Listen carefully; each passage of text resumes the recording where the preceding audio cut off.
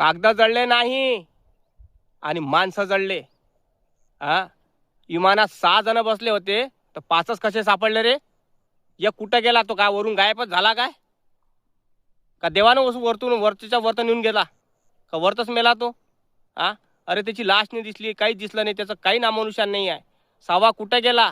फडणवीस साहेब, तुम्हाला महाराष्ट्र पुछता आहे, कारण सगळा महाराष्ट्राचा कारभार तुम्हीच सांभाळता साहेब.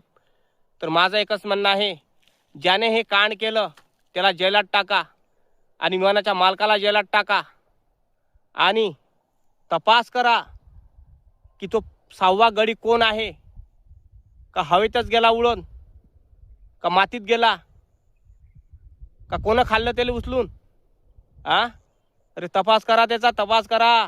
अजित पवार साहेब मेले, हलता भलता नाही मेला, महाराष्ट्राचा उपमुख्यमंत्री मेला भाऊ. बरोबर नाही का? कमेंट करून सांग. लाईक कर, चॅनलला सबस्क्राईब कर, शेअर कर हा व्हिडिओ.